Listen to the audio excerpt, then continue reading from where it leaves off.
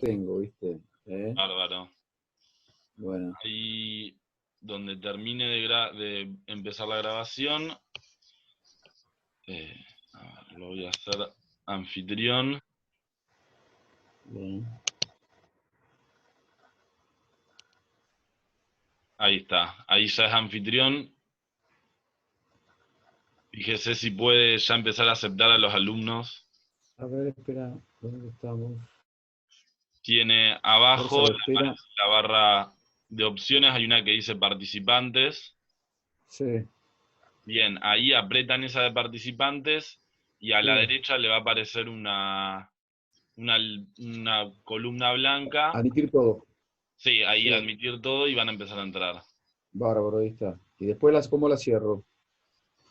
La línea blanca vuelve a poner en participantes y se cierra.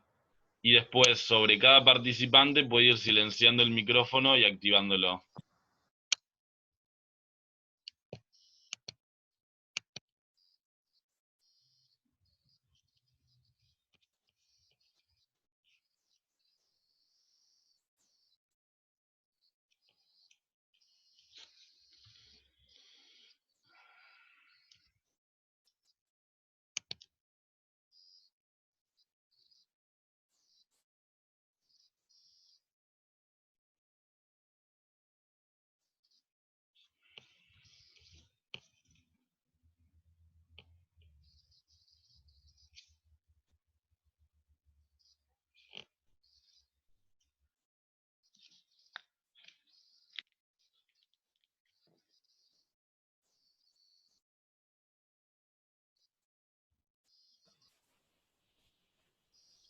Bueno, buen día, buenas tardes para todos. ¿Cómo están? No los puedo escuchar. A ver, están en línea, falta algunos que están. Vamos a seguir admitiendo algunos más. Hoy tenemos 1 hora y media, gracias a la universidad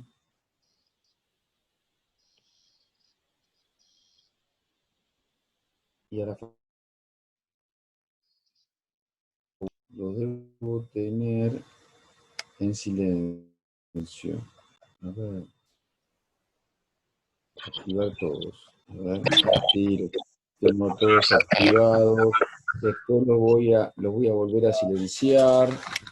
Pero bueno, en un ratito ya comenzamos. Hay 47 participantes. Esto es muy bueno. Es una alegría que haya tantos. Bueno, vamos a cerrar aquí un poquito. Ya el sol. Más. Bueno. Están todos comunicados, me parece. Bueno. Yo en un ratito ya les diría, los voy a silenciar. Ustedes levantan la mano, nos manejamos con el chat para contestar preguntas, para hacer más ordenada la clase. Ya entonces los estoy silenciando. Ahí está. Bien. Bueno, entonces en primer lugar agradecer a la Facultad de Derecho que nos permite este espacio más amplio de 1 hora y media.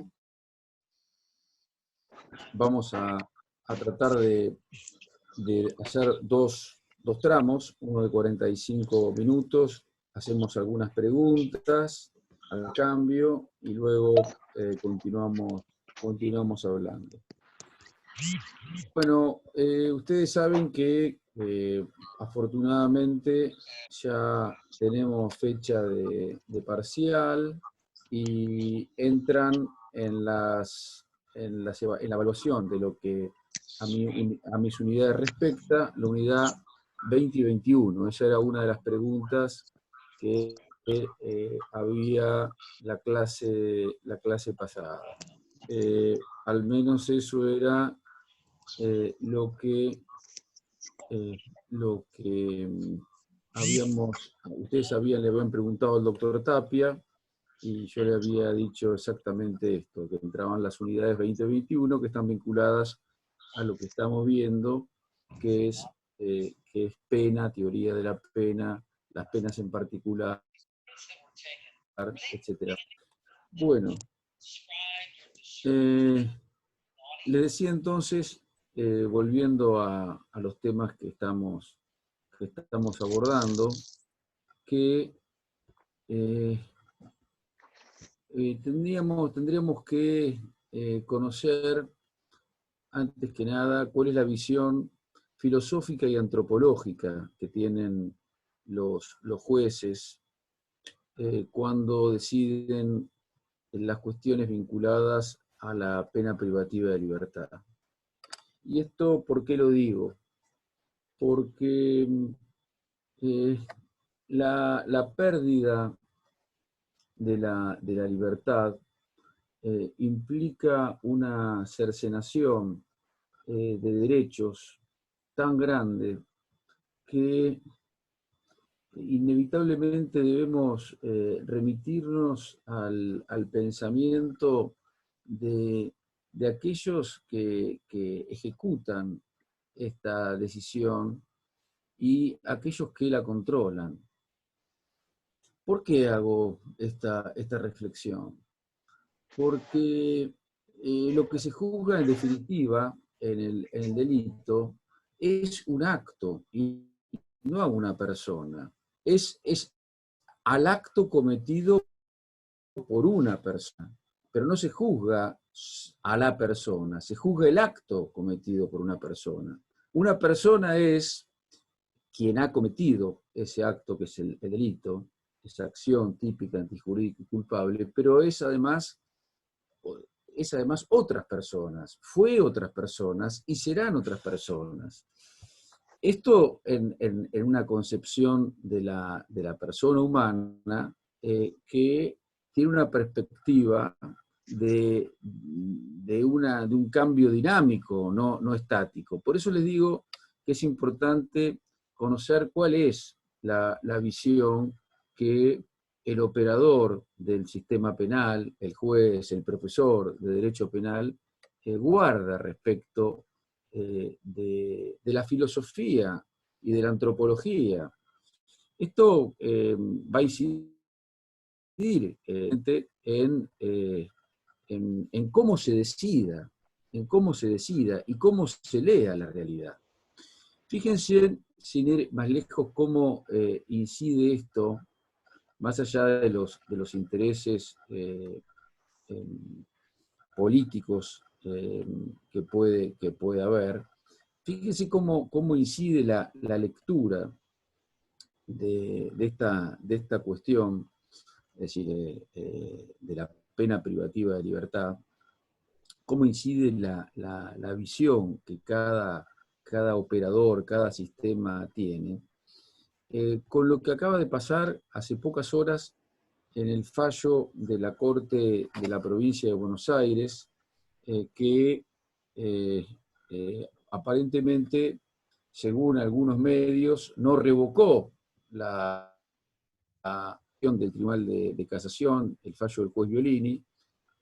Según estas opiniones, habría reencausado el fallo, y según otros medios, se revocó la decisión. Si ustedes leen Clarín y La Nación, la Suprema Corte de Justicia de la Provincia de Buenos Aires revocó el fallo de casación del juez Violini. Si leen página 12, hay un reencausamiento, y en la doctrina de la Corte se sigue prácticamente el mismo ideario que el del juez Violini en casación.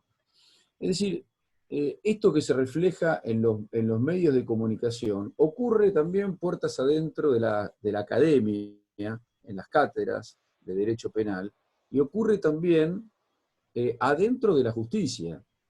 Es decir, la visión que del derecho tenga acerca de la realidad del hombre va a incidir directamente en la interpretación de las normas. Y ni más ni menos que en cómo se ejecuta la pena privativa de libertad. En mi opinión, estas cuestiones tenemos que mirarlas con con dinamismo, es decir, no pueden ser cuestiones estáticas. Como les decía hace un ratito, una persona es mucho más que el acto que cometió en un momento determinado de su vida. Una persona es un cúmulo de valores, de historias, que lo compenetran desde siempre, y una proyección de su vida que, bueno, que quizás tenga poco que ver con lo que le ha pasado. La literatura rusa en Crimen y Castigo nos habla del crimen de un joven que mata a una anciana. Durante mucho tiempo en la Argentina hubo cierto temor por los crímenes contra las personas mayores, aún lo existen. Fíjense, Crimen y Castigo toma este tema, y toda la novela es una amplia reflexión de la psicología de este personaje, que en última instancia podríamos decir es un asesino, ¿no? Uno termina queriendo a esta persona que bueno, son prácticamente 400 páginas de los devaneos de un joven, de su vida, de su alternativa, de sus valores, de lo que perdió, de que amaba y a su vez odiaba a esta mujer, que era una mujer, bueno, todas estas cuestiones nos llevan a pensar que una persona es mucho más que el acto que cometió en un momento determinado. Otro libro u otra película, un libro llevado también al cine, como les he dicho en otras clases, Los Miserables, de Víctor Hugo. Esto también merece ser visto, merece ser considerado.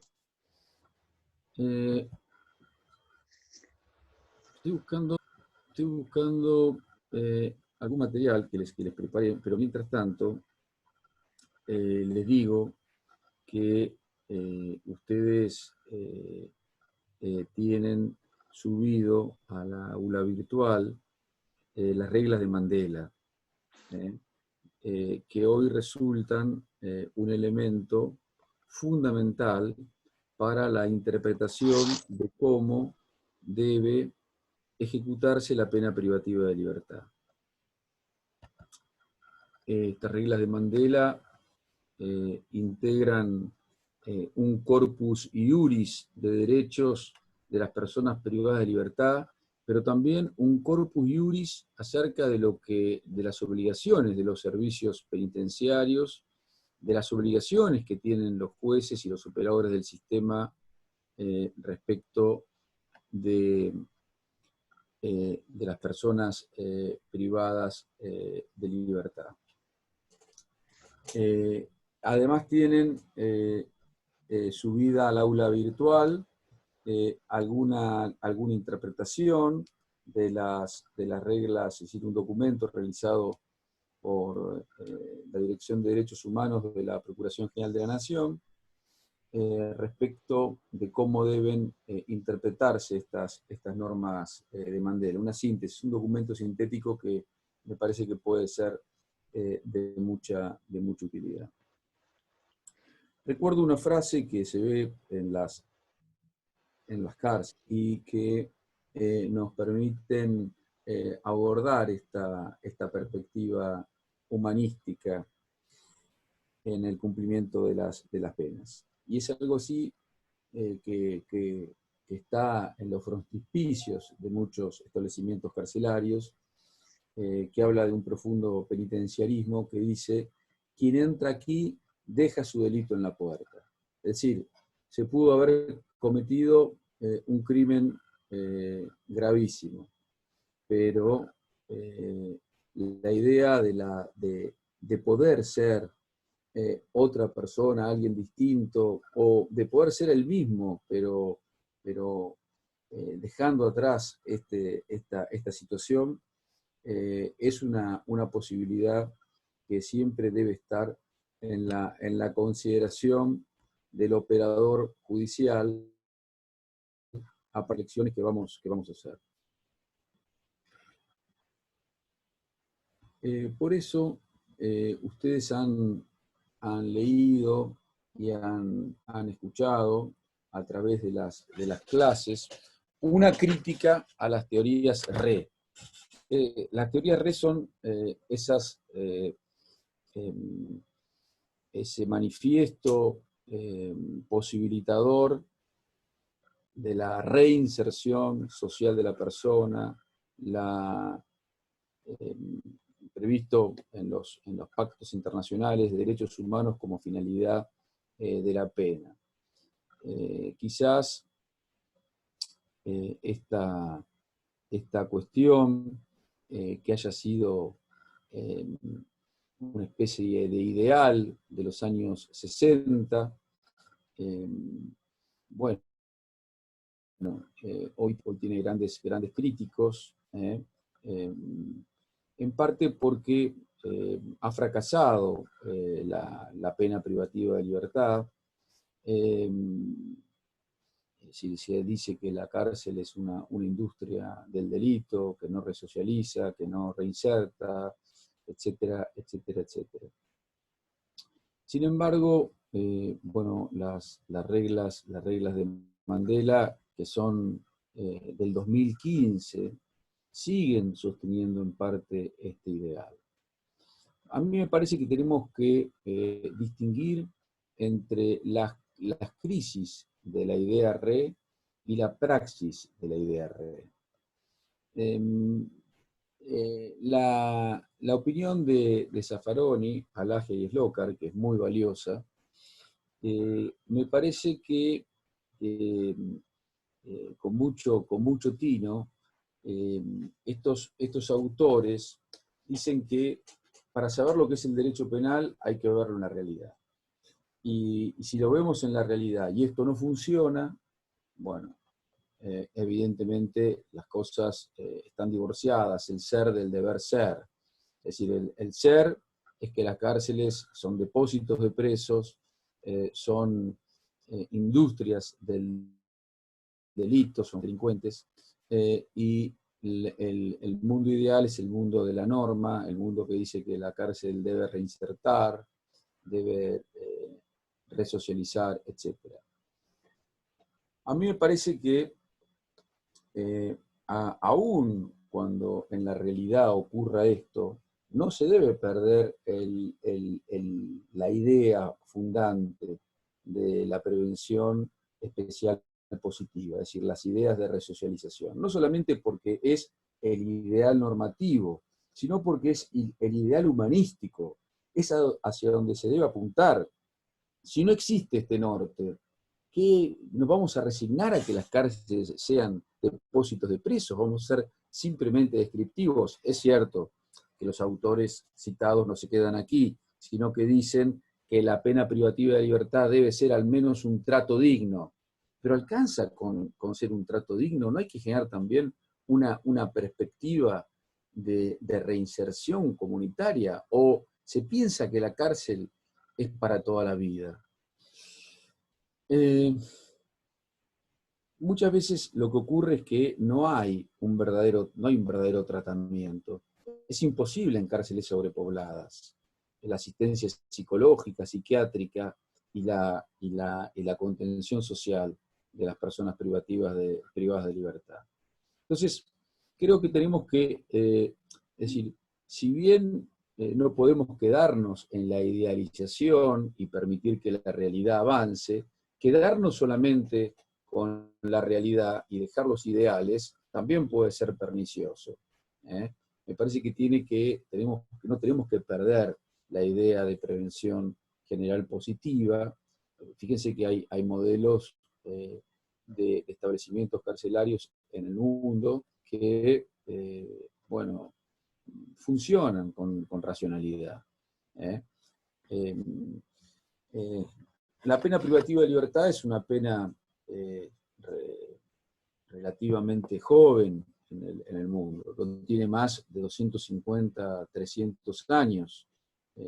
Recuerden que nació como un modo cautelar de personas que iban hacia otras penas, iban hacia la pena de azotes, hacia la pena, hacia los suplicios y hacia la muerte. Es decir, era donde se esperaba.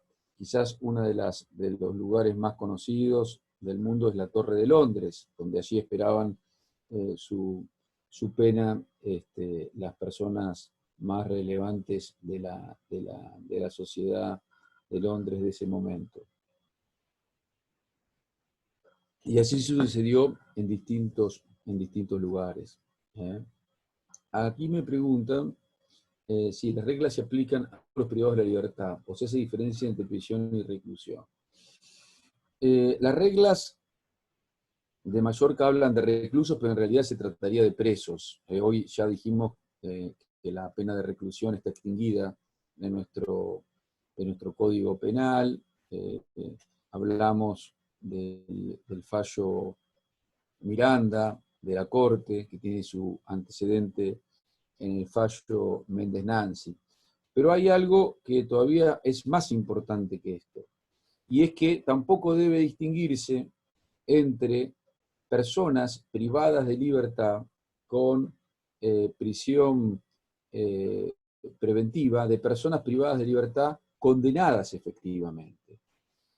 Hoy las normas, la ley 24660, inclusive la regla de Mandela, no hacen distinción. Es decir, las personas que están privadas de libertad gozan todas de los mismos derechos, sean condenados o sean procesados. Y esto es relevante porque aplica a la concesión de distintos beneficios o el ejercicio de distintos derechos que puede haber durante el trámite de un proceso o durante el cumplimiento de una condena. Bien. Vamos entonces a leer un poco las reglas de Mandela y las vamos a ir comentando. A ver, ustedes las pueden ir siguiendo, si pueden entrar desde sus computadoras en el aula virtual, que es lo que yo voy a hacer en este momento. Vamos a ingresar en el aula virtual y vamos a ir juntos viendo las reglas de Mandela. Las reglas de Mandela se deben su nombre a Nelson Mandela. Nelson Mandela fue un líder sudafricano. Nelson Mandela fue un líder que estuvo muchísimos años en prisión, un líder luchador por la libertad de los negros sudafricanos, de las personas de color que luchaban contra el apartheid. Es decir, lo que los afrikaners habían impuesto, es decir, las personas de piel blanca habían impuesto una segregación racial a partir del color de la piel, considerando a las personas cuyo color de piel era negro, personas de otra categoría, otros baños, otra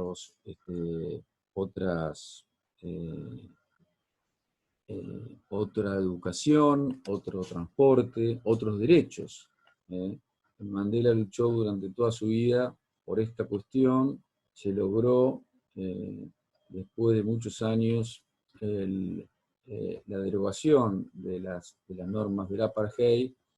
Sudáfrica sufrió muchos bloqueos económicos por esta cuestión, y bueno, el mundo le dio la espalda durante muchos años hasta que se logró derogar las normas del apartheid. y Mandela llegó a ser presidente de su país. Bueno, como pueden ver en el campo virtual que ustedes tienen subido a la página de la universidad, hay un documento de difusión sobre las reglas de Mandela, realizado por la Dirección de Derechos Humanos del Ministerio Público Fiscal de la Nación, y luego las reglas de Mandela, el documento de las reglas de Mandela tomado de Naciones Unidas. Tenemos que decir que las reglas de Mandela no constituyen derecho positivo vigente en nuestro país, es decir, no están ratificadas por ley, sino que es una resolución de Naciones Unidas que sí ha sido tenida en cuenta de la Corte como fuente del derecho, pero no como norma, no como norma positiva, sino como norma del derecho internacional. Integra, podemos decir, Cogens, si bien es una norma positiva de derecho internacional, todavía no una norma positiva de derecho interno, porque no tiene ratificación, sí es una norma de derecho internacional, en cuanto el ius cogens integra la fuente normativa del derecho internacional. Bueno, como se cuenta en la página 10, no sé si pueden tener acceso al documento, hay algunas observaciones preliminares que tienen que ver con la adaptación a cada una de los países, es decir, porque las administraciones penitenciarias son distintas, si no hay, las cárceles no son iguales en todo el mundo, entonces, lógicamente,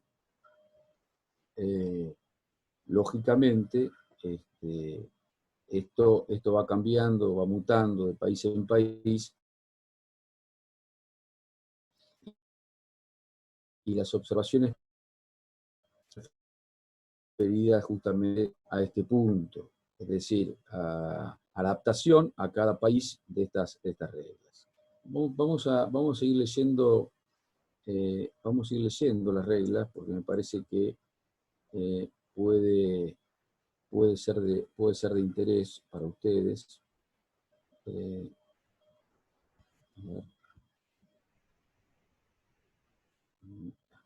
Regla número 1. Todos los reclusos serán tratados con el respeto que merecen su dignidad y valor intrínseco en cuanto seres humanos. Bueno, fíjense el principio de dignidad de la persona. El trato digno. Los reclusos serán tratados con el respeto que merece, decir, trato digno y valor intrínseco como seres humanos. Esto es muy, muy relevante. El principio de dignidad debe fundar las decisiones judiciales. Recuerden que nosotros dijimos que había una determinación judicial de la pena que estaba dada por el juicio respecto del hecho y de la conducta, pero hay también una determinación que se llama administrativa, mal, que en realidad es hoy el derecho de ejecución penal. Este derecho de ejecución penal tiene que tener siempre como parámetro la dignidad de la persona. El derecho de ejecución penal se refiere prácticamente en el 80, 85, 90% de los casos a la pena privativa de libertad. Hoy el rol que tiene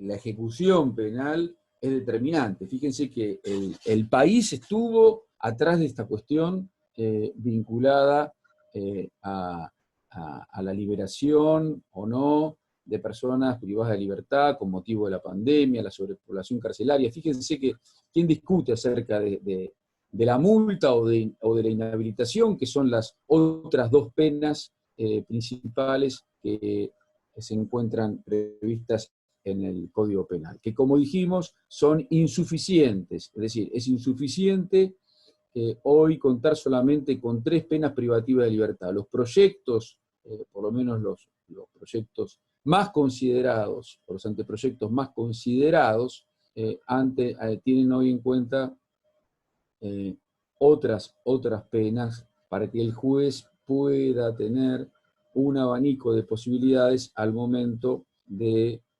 aplicar una sanción penal. Pero en rigor, lo que ocurre en la práctica es que la discusión de la ejecución penal gira en torno a la pena privativa de libertad.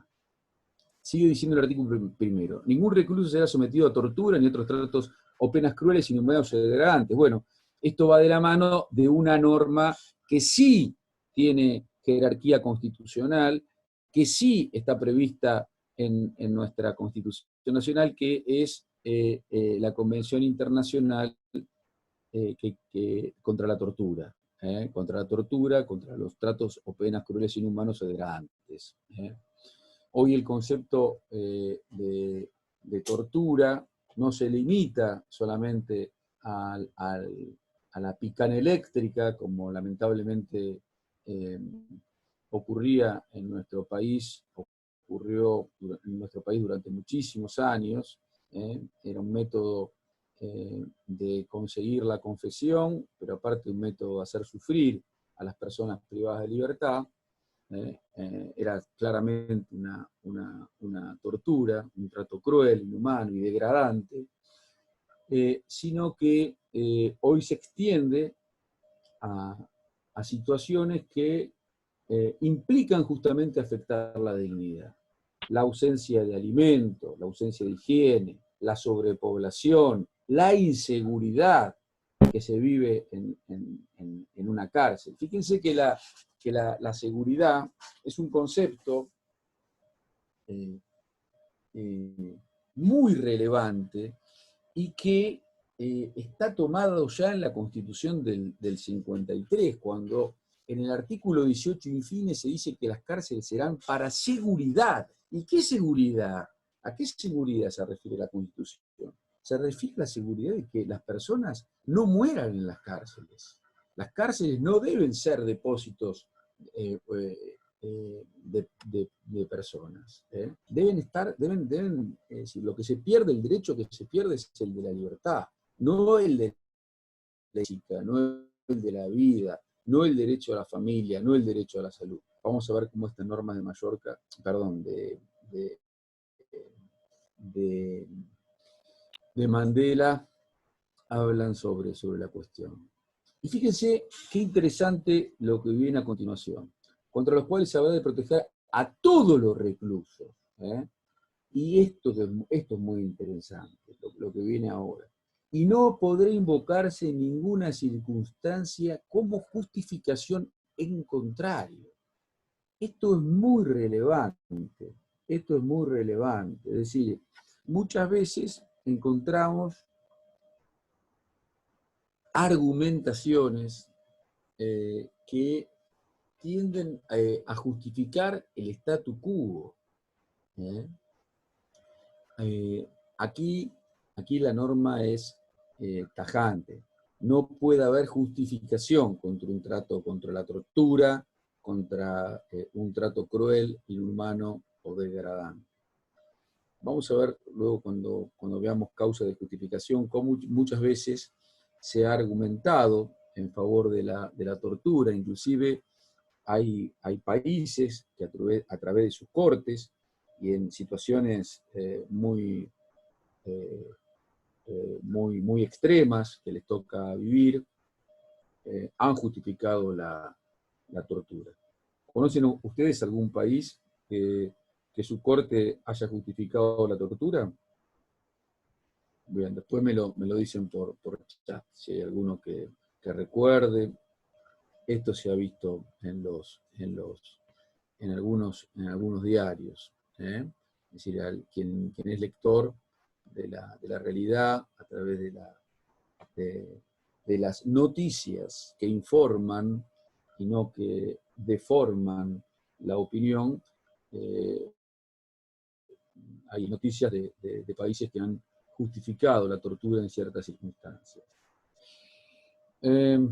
Se velará en todo momento, dice la regla 1, por la seguridad de los reclusos, el personal, los proveedores de servicios y los visitantes.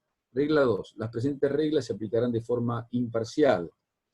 ¿Qué quiere decir de forma imparcial? No habrá discriminación por motivo de raza, color, sexo, idioma, religión, opinión política de cualquier otra índole, origen nacional o social, fortuna, nacimiento o cualquier otra situación. Deberán respetarse las creencias religiosas y preceptos morales de los reclusos. Vamos a ver el segundo punto de la regla 2. Con el propósito de aplicar el principio de no discriminación, las administraciones penitenciarias tendrán en cuenta las necesidades individuales de los reclusos, en particular de las categorías más vulnerables en el contexto penitenciario. Esto es importante, es decir, no se debe distinguir, salvo el caso de las categorías más vulnerables. A ver, ¿quién les parece que pueden ser vulnerables dentro del sistema penitenciario? ¿Qué les parece a ustedes? Luego dice, se deberán adoptar medidas de protección y promoción de los derechos de los reclusos con necesidades especiales y dichas medidas no se consideran discriminatorias. Es decir, no, acá los que cometieron delitos menores, muy bien, acá, bien, acá Tomás Lynch me dice, bueno, tengo varias intervenciones, me alegro que haya intervenciones en el chat. Vamos entonces a contestarlas. Bien, la tortura en los casos de terrorismo ocurre esto ha ocurrido con la Corte de Israel. Israel justificó en algún fallo la tortura. Si ustedes ven la serie Fauda, creo que se llama, van a observar alguna referencia a este tema. Argelia y Arabia, yo esto no lo vi, no sé, no tengo noción de esto. Acá Lorenzo Cabañez Rafuté dice, los que cometieron delitos menores, sí,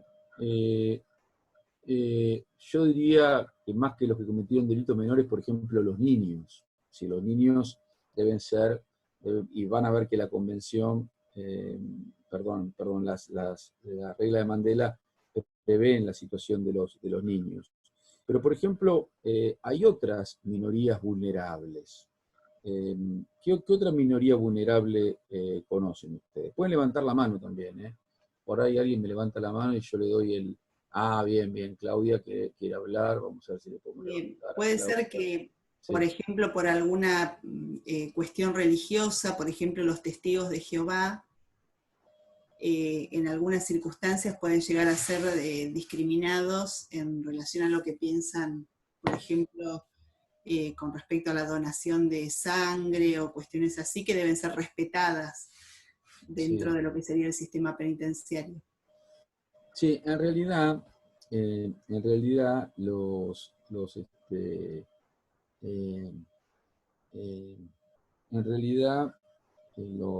testigos de Jehová que están dentro de los grupos evangelistas son muy fuertes en los sistemas penitenciarios. Tienen inclusive sus pabellones.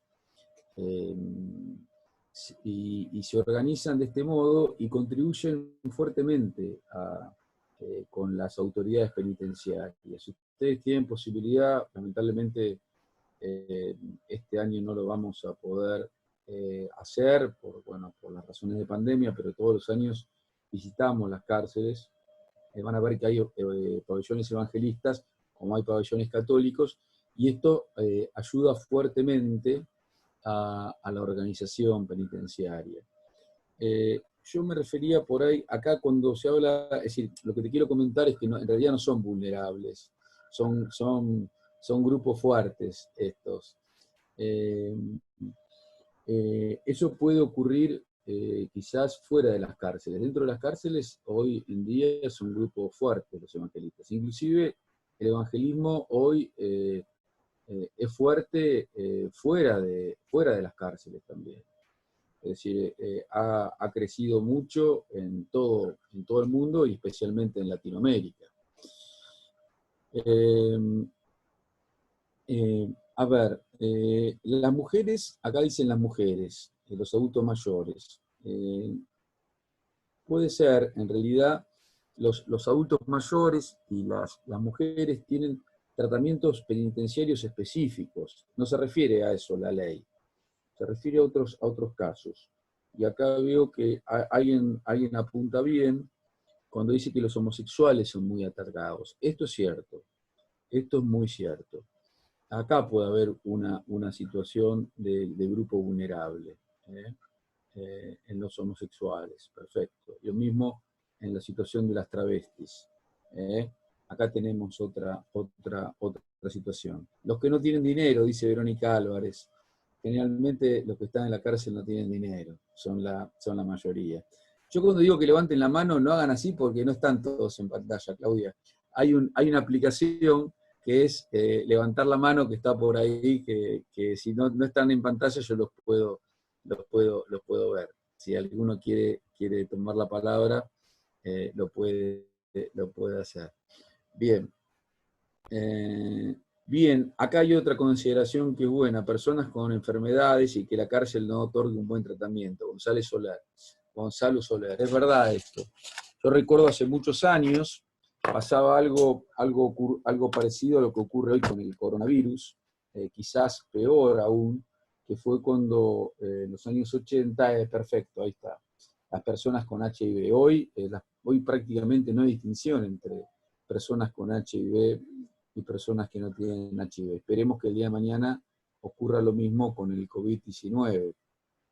Pero en su momento había una fuerte discriminación hacia las personas con HIV, e inclusive en las cárceles había pabellones de personas con HIV.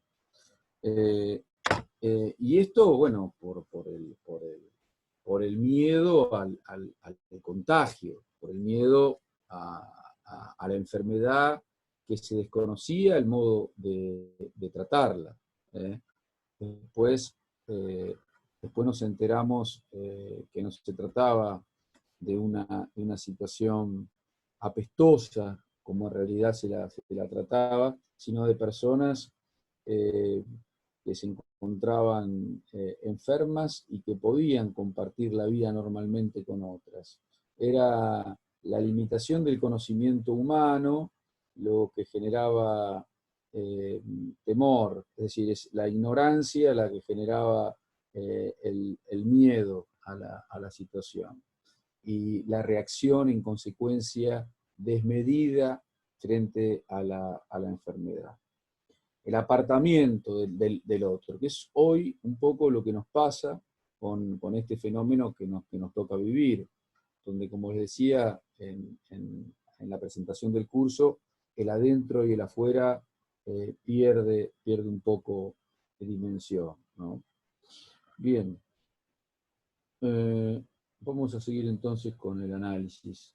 Son estas discriminaciones es decir, son estas discriminaciones hacia grupos vulnerables no positivizadas, pero que se dan con motivo, con un motivo, y que deben llevar a las autoridades a la realización de acciones positivas que mitiguen esta discriminación.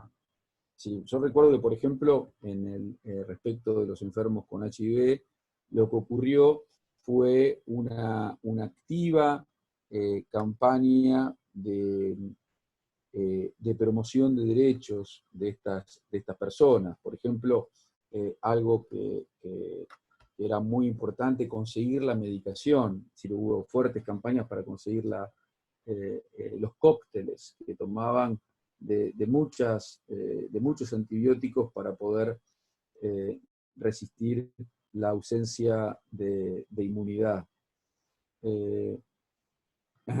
Bien, la buena alimentación que necesitaban, que no siempre tenían en las cárceles. Es decir, tenía que haber acciones positivas.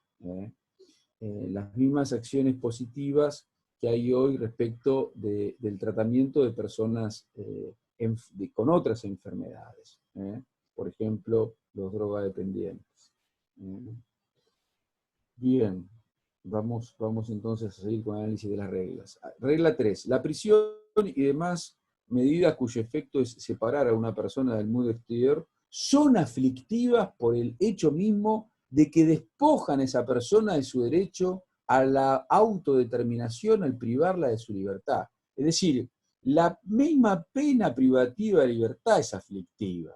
Por lo tanto, dice la regla de Mandela 3, a excepción de las medidas de separación justificadas, es decir, ojo, hay medidas de separación justificadas, por ejemplo, una situación de enfermedad. Supongan que hay 3 personas con coronavirus. ¿Es razonable la separación de estas personas? Sí, por supuesto, es razonable para evitar que otras se contagien.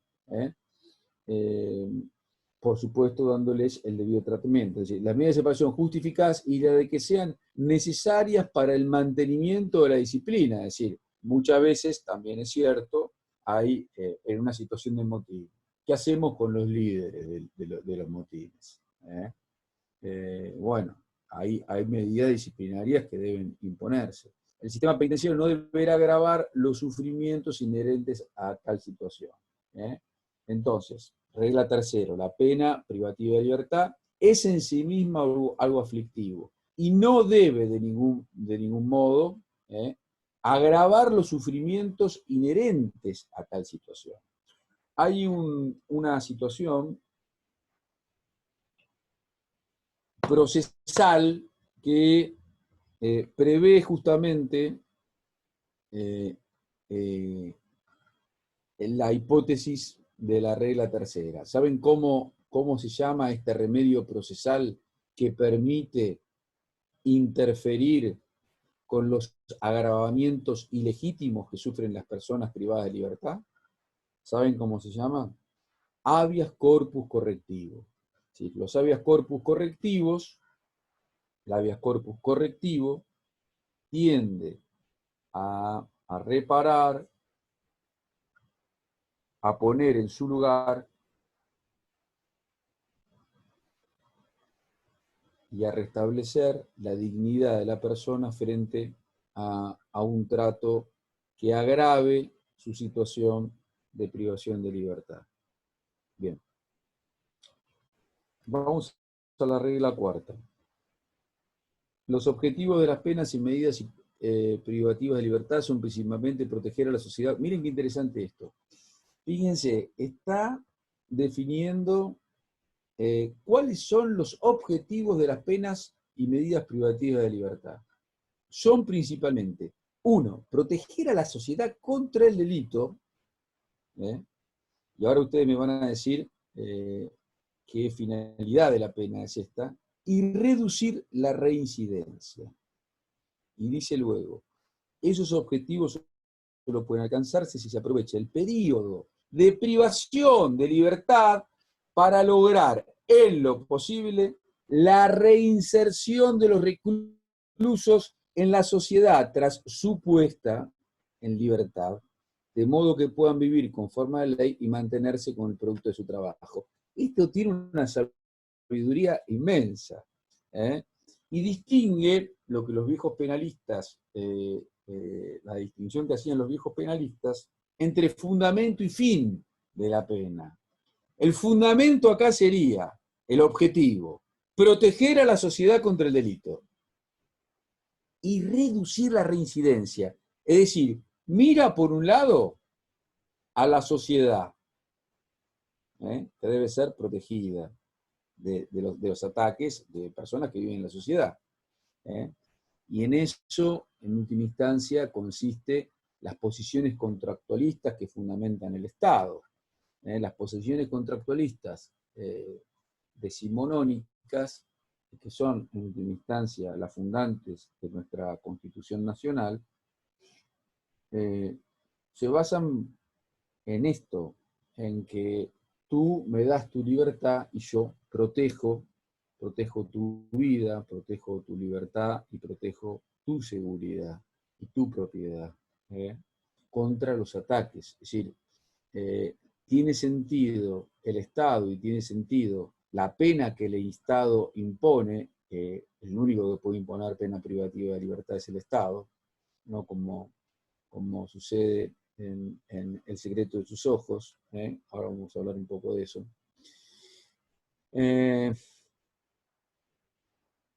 Y reducir la reincidencia, es decir, mira también a la persona que ha cometido el delito. Esto digamos, es el objetivo, el fundamento. Pero, ¿cuál es la finalidad de la pena? Esto dice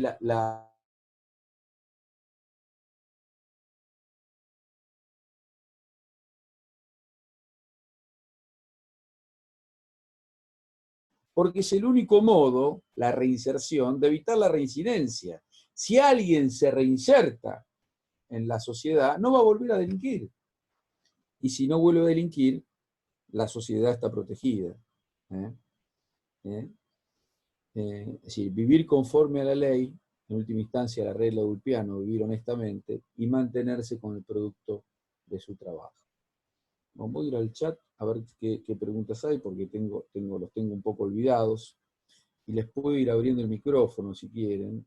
Prevención general positiva, sí, perfecto, Facundo, lo dice claramente, es la prevención general positiva. Sí, repite el fundamento convencional, es decir, Zaffaroni escribe en el 2000 su nuevo tratado, lo repite en el 2014, pero en el 2015 las reglas de Mandela vuelven a decir esto. Por más agnosticismo que tengamos, la reinserción social es lo único, es la pena, es la teoría menos mala que conocemos, podemos decirlo de este modo. Y podemos decir también que es la que arroja alguna luz de esperanza sobre el sentido de la pena para aquellos que la sufren. Fíjense cómo sigue el artículo 4, la regla 4. Para lograr ese propósito, las administraciones penitenciarias, y ahora se refieren a decir, la norma de la cuarta de Mandela está dirigida no solamente al operador, sino a la administración penitenciaria, no al operador del sistema judicial, sino a la administración penitenciaria. Para lograr ese propósito, las administraciones penitenciarias y otras autoridades competentes deben ofrecer educación, formación profesional y trabajo a los reclusos, así como otras formas de asistencia apropiadas y disponibles, incluidas de carácter recuperativo, moral, espiritual y social, y las basadas en la salud y el deporte. Todos esos programas, actividades y servicios ofrecerán en atención a las necesidades de tratamientos individuales de los reclusos. Poco de esto se puede hacer en cárceles superpobladas. Nos acordamos de las cárceles en tiempos de pandemia, pero antes realmente nos acordamos poco de las cárceles. Bien, vamos a continuar entonces con el análisis de la regla de Mandela. Bueno, el artículo 6 habla de la gestión de los expedientes de los reclusos. Es decir, esto es una norma dirigida también a la autoridad penitenciaria. La regla 7 habla vamos a leerla. Ninguna persona podrá ser internada en un establecimiento penitenciario sin una orden válida de reclusión. Es decir, nadie puede estar preso si no hay una orden de juez competente, básicamente. En el sistema de gestión de los expedientes de los reclusos se consignará información, información precisa que permita determinar la identidad personal del recluso, respetando el género con que el propio recluso se identifique. Fíjense que toma el concepto de género y el concepto de autopercepción de la sexualidad.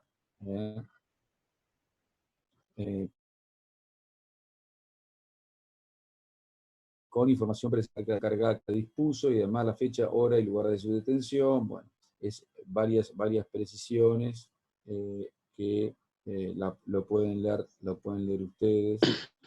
No hay ninguna Nada que no. Bueno, fíjense, la regla 11 es la separación por categorías, ¿eh? Los hombres separados de las mujeres, esto es muy viejo, los niños de los adultos, ¿eh? Los encarcelados por deudas civiles, es decir, por el tipo de delito también, quiere decir. Determina cómo deben ser las celdas, el tamaño, los sanitarios, es decir, hay una serie de normas vinculadas al aire, a la luz, es decir, no son temas menores para una cárcel, son temas muy relevantes. Eso uno lo advierte cuando visita las cárceles. Las zonas del establecimiento penitenciario que frecuenten los reclusos deberán mantenerse limpios y en buen estado en todo momento, la higiene personal, la ropa y la cama, la alimentación. Es decir, hay una serie de normas, ejercicio físico y deporte, esto es muy importante, servicios médicos, tiene hasta regula la situación del servicio odontológico. Bien. El derecho de los niños a permanecer con su padre o su madre, en la regla 29, etcétera, etcétera, etcétera. Es decir, lean estas reglas, porque estas reglas, si bien no constituyen derecho positivo para la Argentina, sí son normas internacionales de aplicación en cuanto la Argentina integra el bloque de Naciones Unidas, se integra a las Naciones Unidas, y esta es una resolución de las Naciones Unidas. Así que, y es considerado en distintos fallos. Es decir, estas normas ya están siendo consideradas en distintos fallos. No sé si en el fallo Miranda que yo les adjunté no hay alguna referencia a las reglas Mandela. Sí, por ejemplo, en el fallo Berbisky, que lo tienen también para leer, si les interesa leerlo, a mí me parece que es interesante hoy en cuanto a documento histórico. ¿Por qué documento histórico? Porque es del año 2005. Piensen que han pasado 15 años desde que la Corte de Justicia de la Nación le dijo a la provincia de Buenos Aires que tenía que poner su foco en las cárceles, que no podíamos tener las cárceles como las tenemos en la provincia de Buenos Aires. 15 años pasaron. ¿Qué se hicieron en 15 años? ¿Qué se hizo en 15 años en la provincia de Buenos Aires? Hoy la Corte de la provincia tiene que volver a tratar la cuestión. Hoy salió el fallo de la Corte de la provincia. Es un fallo interesante. Porque, contrariamente a lo que dicen algunos matutinos, no revoca el fallo, reencausa el fallo. Y reencausar el fallo, ¿qué quiere decir? Que manda a que los jueces de cada caso tengan en cuenta las consideraciones que hace la Corte de la provincia, que no son tan distintas a las que hizo el Tribunal de Casación en el fallo dictado por el juez Violini. A ver, profe, para usted, ¿por qué no se cumple con estas reglas? Con la regla de Mandela. Un viejo juez de Mar del Plata, muy, muy sabio, por cierto, no uno, sino varios, me dijeron, cuando yo tenía la edad de ustedes, o era un poquito más grande, que no se ganan las elecciones con las cárceles. Con las cárceles no se ganan las elecciones. Este puede ser uno de los motivos por el cual tenemos las cárceles que tenemos. Las cárceles, ¿ustedes encontraron alguna campaña de políticos que digan vamos a arreglar las cárceles? ¿Tendremos cárceles limpias y sanas para seguridad? No, aparentemente no. Acá, este puede ser uno de los motivos. Los políticos se acuerdan de las cárceles cuando hay problemas en las cárceles, pero no antes. Si no hay una política, esto lo vienen diciendo muchas resoluciones de las Cortes, del fallo Berbisky, el fallo Miranda, la misma resolución de hoy de la Corte Suprema de Justicia de la provincia hace recomendaciones al poder político, es decir, al poder legislativo y al poder ejecutivo en relación a las cárceles. Es como Tato Bores. ¿Quién es como Tato Bores? Facundo Mansilla, no entiendo.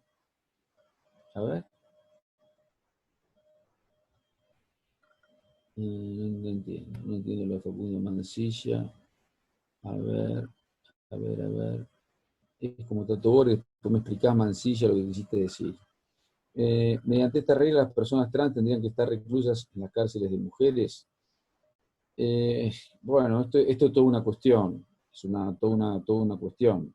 En general, las personas trans sí están en las cárceles de mujeres, pero quizás tendrían que tener su espacio propio. Esto es toda una cuestión. Para mí, si no invierten en salud, dice Thomas Lynch, no puedo llegar a ver un minutito. Para mí, si no invierten en salud, menos van a invertir y educación, menos van a invertir en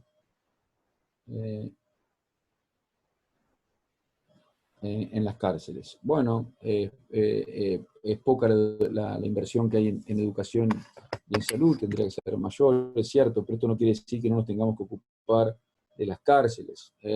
Fíjense qué importante es esta regla cuarta que nos dice que piensen lo que es evitar la reincidencia. Evitar la reincidencia es evitar el delito. Fíjense la importancia de esta inversión. Es decir, implica que no haya daño para los ciudadanos, que los ciudadanos no sean víctimas de delitos. Muy importante. A ver, un minutito. Que sigo contestando las preguntas que ha habido. Me gusta este sistema de chat.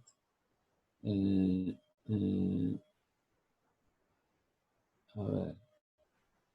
Doctor, ¿cuál es su opinión acerca de que se liberen presos?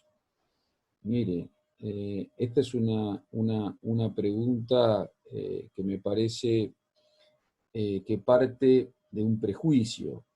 Es decir, liberar presos significa liberarlos indiscriminadamente. Es decir, está afirmando esto. La libertad de la persona es un derecho inalienable, solamente se pierde con una sentencia que así lo dispone, ya sea una sentencia en carácter definitiva o una resolución de prisión preventiva. Pero la libertad es un derecho inherente a la persona. El hombre nace libre, dice la Constitución, y debe mantenerse libre toda su vida. Es decir, no hay esclavos en la República Argentina. Entonces, si la persona obtiene la libertad, que es un derecho después del cumplimiento de una pena, me parece que es algo absolutamente legítimo. No es liberación de presos, es cumplimiento de pena privativa de libertad en el domicilio. Es la misma reflexión. La indignidad con que viven muchas personas ha llevado a tener como en las cárceles, ha llevado como alternativa al arresto domiciliario, que se puede dar si están dados los recaudos suficientes. No cualquiera puede tener arresto domiciliario, ni en cualquier condición. Tienen que cumplirse ciertos requisitos. No, esto hay que decir, no podría darse en principio en delitos gravísimos. ¿Por qué? Porque la misma naturaleza del hecho nos está hablando de una situación de peligro procesal, si estamos en situación de prisión preventiva, o de peligro sobre los bienes jurídicos, en caso de que se trate de un condenado. Después vamos a hablar del régimen progresivo. Preguntar al juez Violini Luque, no sé, bueno, acá hay comentarios entre ustedes, está bien, me parece bien, es válido que ustedes... Doctor. Ah, bueno, Albano, sí. Estás con micrófono, contá. Bien. No, ahí, por ahí como para una cuestión aclaratoria, el compañero Lorenzo, cuando mencionaba liberación de presos, yo le contestaba a él en el sentido de que me parece que no está bien utilizado ese término y es prudente modificarlo. Nosotros somos estudiantes de Derecho porque en sí no es una libertad que se le otorgan a quien está cumpliendo prisión en las cárceles, sino que siguen cumpliendo prisión en un domicilio, con motivo en este caso de ser población de riesgo, los supuestos que ya hemos hablado constantemente, pero me parece que la terminología liberación de presos, como que pueden salir a la calle a hacer cualquier cosa, no es así, sino que siguen cumpliendo pena en el domicilio. Por eso le contestaba eso al compañero. Está bien. Acá Facundo Mancilla me quiere hacer una pregunta. Vamos a darle el micrófono a Facundo Mancilla. Facundo, adelante. Te escucho, Facundo. Hola. Hola, profe, ¿me escuchá? Sí. Sí, lo que yo quería preguntar era, desde cuando se entendió que la pena, o sea, medida desde un ámbito del tiempo, ¿no? Del transcurso del tiempo, muchos autores después empezaron a decir que la reclusión privativa de la libertad era inhumana. Pero, ¿qué opción se estableció a la pena privativa, siendo que aquel que queda privado de la libertad es porque lesiona un bien jurídico o una norma? O sea, ¿qué opción está que no sea la pena privativa de la libertad? No, la pena privativa de libertad es una pena legítima, no es una pena ilegítima. La imposición de pena privativa de libertad es una pena legítima y es constitucional. Nadie dice que no lo sea. Lo que ocurre es que en determinadas circunstancias, esa pena que nace legal en su imposición puede tornarse ilegal si se agravan las condiciones de detención. ¿Me entendés? Bueno, cuando no hay alimento en las cárceles, cuando las cárceles están sobrepobladas, cuando hay riesgo para la vida de las personas, cuando no se previenen las enfermedades. En estos casos se deben buscar alternativas. Fíjense qué interesante, muy interesante el fallo de la Corte de hoy, porque también refiere, me parece, a la ley de cupo. Por acá podemos hacer un repaso de la resolución de la Corte. Fíjense, vamos a leer el fallo de la Corte. El fallo de la Corte de hoy. Se los voy a subir también para que lo tengan. Dice, hacer lugar parcialmente al recurso. Y dice, reencauzar los supuestos aborcados en el acápite cuarto y quinto del fallo del Tribunal de Casación Penal para su tratamiento y resolución con celeridad por cada órgano judicial competente, conforme a las directrices enunciadas. 2. Las morigeraciones de la coerción impugnadas y ejecutadas en contravención al artículo 163 del Código Procesal Penal deberán ser evaluados con celeridad, es decir, remite todo a primera instancia. Porque ¿qué fue el fallo? Los defensores oficiales se presentan directamente ante el máximo tribunal de provincia y dicen, en estos supuestos mayores de 60, hechos menores, niños, mujeres, tiene que haber para todos morigeración. Entonces, Violini dijo, sí, está bien. Y la Corte, ¿qué es lo que dice? No, cada juez lo debe tratar. Bueno, está bien. Pero no pierde el sentido. Es decir, dice, en última instancia, la Corte dice, bueno, son casos que hay que considerar. Bueno, reitera la prohibición de presos en comisarías. Recuerdan que hablamos de este tema en otras clases. Concretamente, la Corte ha limitado la cuestión de presos en comisarías a mayores de 65 años, y otros casos específicos. En realidad no tendría que haber ningún preso en las comisarías. Las comisarías no son para alojar presos. Así lo establecen las leyes de procedimiento. Esto es una cuestión que siempre se la ha considerado de emergencia y terminó habiendo indebidamente presos en comisarías. bueno, tampoco mujeres embarazadas, personas enfermas y menores de edad en comisarías. Acá está bueno esto, es lo que quería decirles.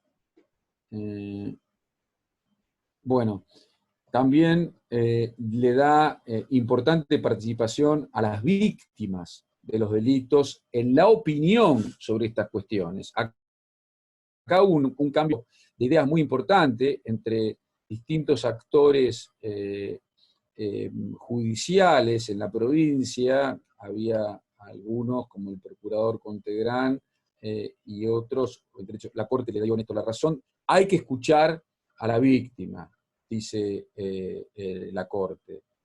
Y es más, le recomienda a la legislatura la adhesión a la ley 27.372 de derechos y garantías de la víctima. La mayor parte de los jueces decían que esto no era ley vigente y que, bueno, era algo que podía hacerse, pero que no necesariamente debía hacerse. La Corte manda a escuchar a la víctima. Es decir, le da un rol importante a la víctima.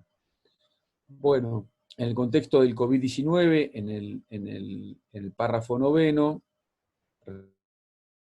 recuerda al Poder Ejecutivo de Buenos Aires la importancia de ajustar las medidas, es decir, toma las recomendaciones también que ustedes ya tienen, porque lo habíamos subido al aula virtual, las recomendaciones del Comité de la Organización Mundial de la Salud y del Comité Internacional de la Cruz Roja, y también del Comité por la Tortura. Bueno, hay varias consideraciones más, pero es un fallo, digamos, que en parte reivindica, es decir, el sentido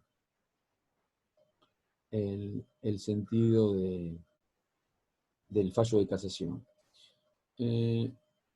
No sé, acá hay varios chats. ¿Alguien quiere hacer alguna pregunta? No sé si les habilito el audio. ¿Cómo hago? Vamos a tratar de habilitar el audio, activar todos. Reactivar el micrófono de todos los participantes. Así que si quieren preguntar, pueden preguntar ahora. ¿Se escucha? Hola. Después se los vuelvo a apagar, no se preocupen. Pero, ¿me escuchan? ¿No hay nadie del otro lado? Hola. Sí, se escucha, doctor. Ah, bueno. Sí, se escucha. Bueno, perfecto. Si tienen alguna pregunta para hacer. Bien. Bueno, vamos entonces a continuar con otro punto del programa que me parece importante, y es el cumplimiento de la pena privativa de libertad. Es decir, ¿cómo se cumple la pena privativa de libertad? Básicamente, la ley de ejecución penitenciaria, la 24660 en la Nación y la 12256 en la provincia de Buenos Aires, prevén un sistema progresivo de cumplimiento de la pena. El cumplimiento progresivo del cumplimiento de la pena implica que la persona ingresa en un periodo primero de observación, luego de tratamiento y posteriormente de prueba. El periodo de admisión u observación es justamente el que permite la llamada clasificación penitenciaria. Esto es un término quizás de modé, que estaba en las viejas. En instancia, fíjense que las reglas de Mandela en parte lo toman cuando hablan de la separación de personas y de la necesidad de considerar no discriminatorias las acciones positivas de protección de minorías. Y la observación penitenciaria permite justamente esta cuestión. El tratamiento penitenciario, bueno, implica básicamente trabajo, educación, salud, recreación, deporte. Lo prevén también las reglas de Mandela en el 2015. Ir a prueba es el último periodo, el último periodo de cumplimiento de la pena en libertad. ¿La prueba de qué? La prueba de si efectivamente el tratamiento que se dio a la persona privada de libertad realmente bueno, fue efectivo. Por eso la reincidencia es el fracaso del tratamiento. La reincidencia constituiría el fracaso de todo el esfuerzo del Estado para tratar de reinsertar a la persona en la comunidad. El periodo de prueba termina cuando se termina de cumplir la pena. Es decir, cuando la persona fue condenada a 10 años de prisión y cumple los 10 años de prisión, se terminó. Es decir, no hay más nada. Es decir, queda liberada. Esto en los sistemas llamados duales, donde están las penas de prisión por un lado y por otro lado el tema de las medidas de seguridad, que las están viendo con el doctor Mendoza. Ahora tenemos algunas novedades, ¿no? Ahora tenemos algunas novedades. ¿Qué novedades tenemos ahora? Ahora tenemos la novedad que para algunos delitos graves, luego del cumplimiento de la pena, se quiere adicionar una medida tuitiva o social respecto de la persona. Esto ha sido muy criticado por autores, ya lo vimos la clase pasada, porque viola el sistema binario de medidas que están fundamentadas en la peligrosidad y penas que están fundamentadas en la libertad del sujeto. Ahora bien, hay situaciones y hay países que han contemplado esta situación.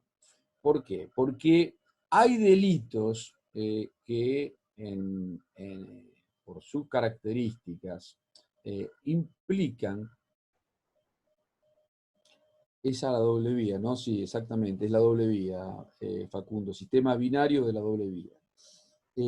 Pero hay situaciones en que países como Alemania, por ejemplo, que justamente no es un país atrasado en legislación, prevé la posibilidad de el control social luego del cumplimiento de la pena. Doctor, ¿puedo explicar en qué consiste la etapa de prueba? Dalma y Gartúa. ¿Querés hablar, Dalma? ¿Estás en línea? A ver. Visible no está Dalma. No la veo, Dalma. Dalma. Bueno, ¿qué parte no entendiste, Dalma, de la prueba? Dalma se fue. No está Dalma. A ver. No puedo hablar, ¿qué pasa en ese? No puedo hablar. No puedo hablar. Bueno, bien. La etapa de prueba es la última etapa del sistema progresivo, que consiste justamente en saber si el tratamiento que recibe la persona en el penal, que como venimos diciendo en todas las clases, el tratamiento está bastante cuestionado porque las cárceles están hacinadas, sobrepobladas, etc. Bueno, la prueba es observar si en libertad la persona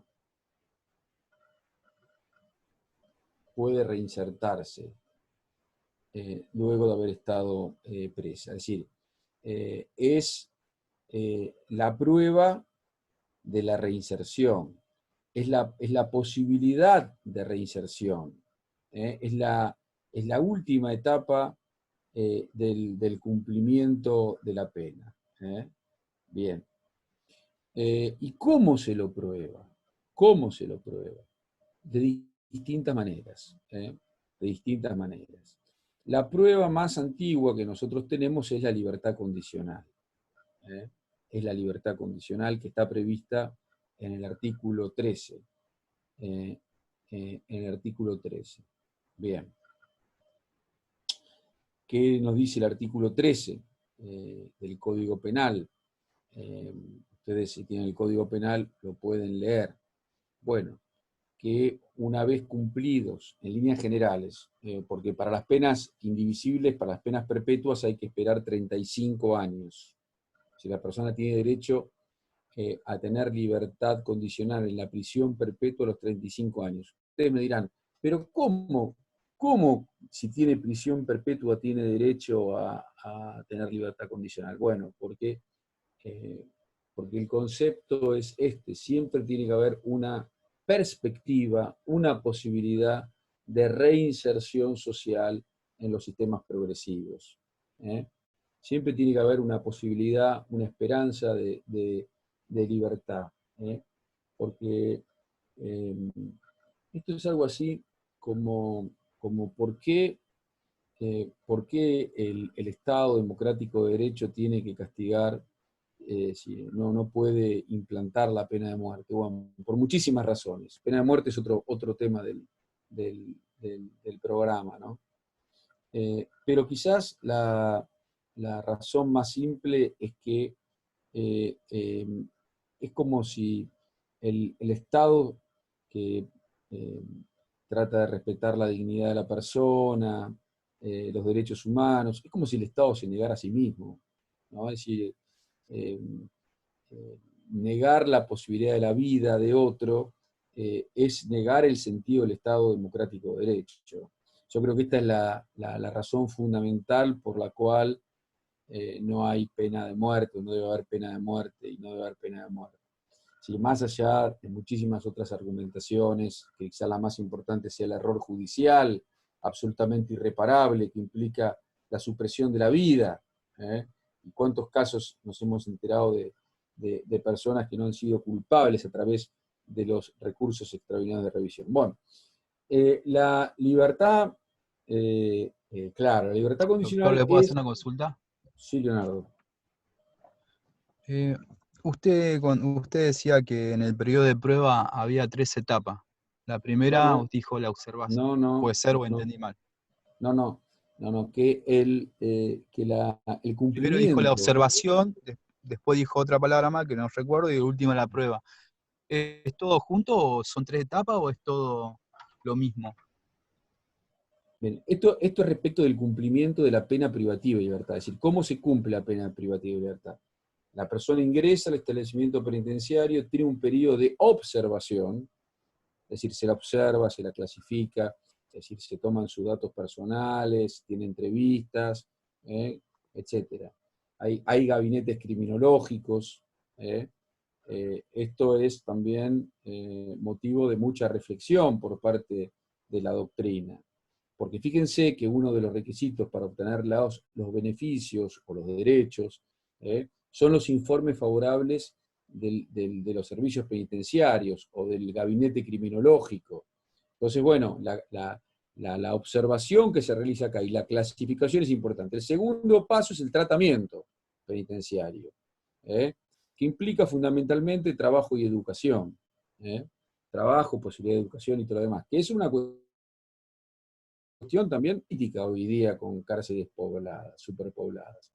Y el último paso es el de la prueba, el periodo de prueba. Y en el periodo de prueba entran a jugar distintos institutos.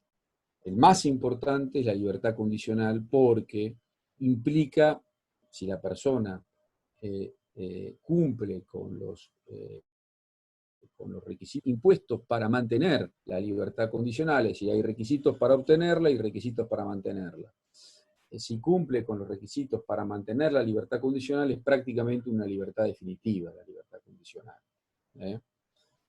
Bueno, entonces ustedes van a leer en el artículo 13 cuáles son los requisitos para obtener y para mantener la libertad condicional. ¿Quién tiene el artículo 13 por ahí para leerlo? ¿Trajeron el código?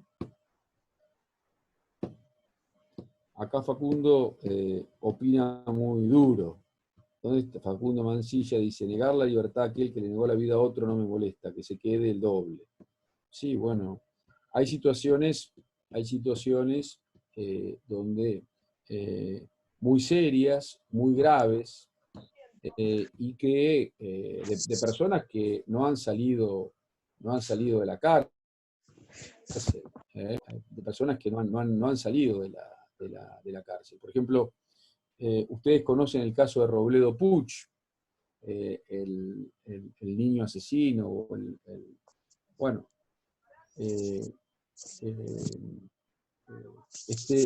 esta persona nunca más, ningún juez más le dio la libertad, porque le impusieron, además de la prisión perpetua, la accesoria indeterminada del artículo 52, que, como dijimos, respecto del 80 no tiene cuestionamientos constitucionales.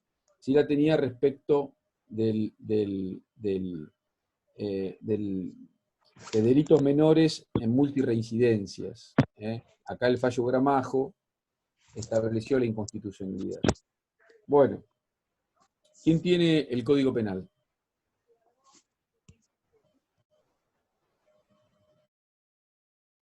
Nadie. Yo no los puedo ver, no puedo ver a nadie los que están acá. Están ocultos, ustedes me ven a mí, yo no los veo a ustedes. Me parece que no quedó nadie en la clase. A ver, yo paso lista. Noelia Lazarte. Vamos a levantar los micrófonos. A ver. Sí, acá estoy. Bien. Lucas Díaz. Acá. Bien. Rosario Campo A, no sé cuánto. No está. Bien. Sí, estoy. Bien. Agustín Salzano. Se fue. Acá. Muy bien, está dormido. Mirna Valdés. Acá estoy, profe. Sí, no la veo. Lucía Urquía. Acá estoy. Bien. Lucas Albano sí está. Facundo Mancilla también. Tomás Lynch. Che, Tomás, te tengo 2 veces a vos. ¿Por qué? Sí, Tomás Lynch. ¿O hay 2 Tomás Lynch? No. Sí, no, es el mismo. Oscar Cabral. Oscar, te fuiste. Acá estoy, no me fui. Muy bien. Andrea Soledad. Acá. Leonardo. Bueno, Presente todos. acá. Bueno, están todos. Bueno, pero nadie tiene el código, entonces. Nadie tiene el código. ¿Serena Bordón está? No, Serena Bordón. Agarré una que no estaba. Bien. Se fue a cocinar. Se fue a hacer los gnocchi. Bueno, Mariano Limardo. Bueno. Bien, acá alguien copió el Código Penal. Muy bien. Acá alguien copió el Código Penal, por lo que veo. Pero la idea es que lo lean, no que lo copien. ¿Quién lo puede leer el artículo 13? Bueno, nos van quedando 3 minutos.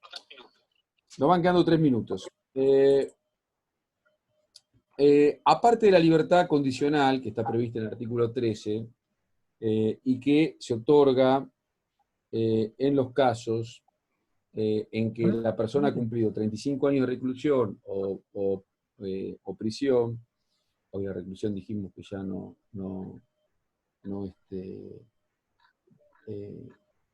constituye una pena válida para la Argentina.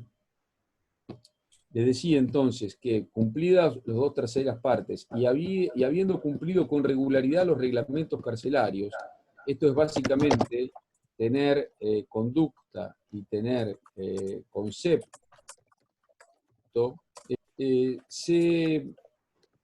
y teniendo informe criminológico favorable, la persona puede obtener la libertad condicional. Para obtener la libertad condicional se requiere no ser reincidente. Esto es muy importante, lo establece el artículo 15 del Código Penal.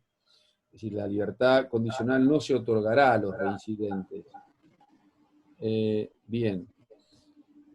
Y además, algunos otros requisitos, como por ejemplo, fijar domicilio, someterse al cuidado de un patronato de liberados, abstenerse de ingerir bebidas alcohólicas o de consumir drogas.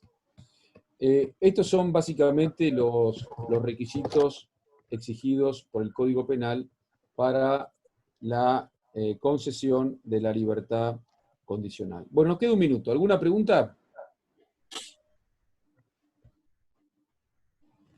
Esto que tenemos vamos a aprovechar para hacer alguna pregunta, si la tienen. Voy a levantar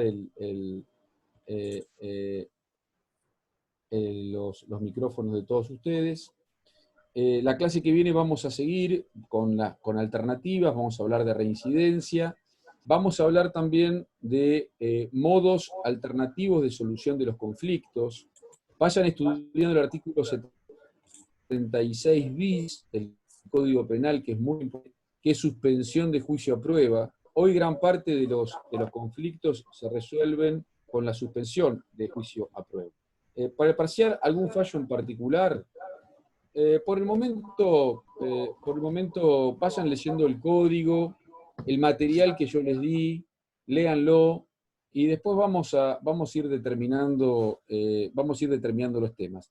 Es probable que les haga un práctico para estos días, en base al material que les he dado y a las clases que hemos compartido. Va a ser simplemente para concepto, no se aprueba o desaprueba la materia por el práctico, simplemente es para contribuir a que ustedes, para hacer más amena el estudio, nada más. Sí, 76 bis y siguiente, suspensión de juicio a prueba. Eso es muy importante.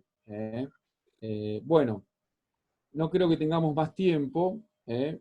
Vamos a tener que dejar la clase acá porque son las 6:15 y es el tiempo que nos han otorgado para el Zoom. Hay otros profesores que seguramente lo tienen que utilizar. Así que les agradezco mucho. Hay un chat que contesto.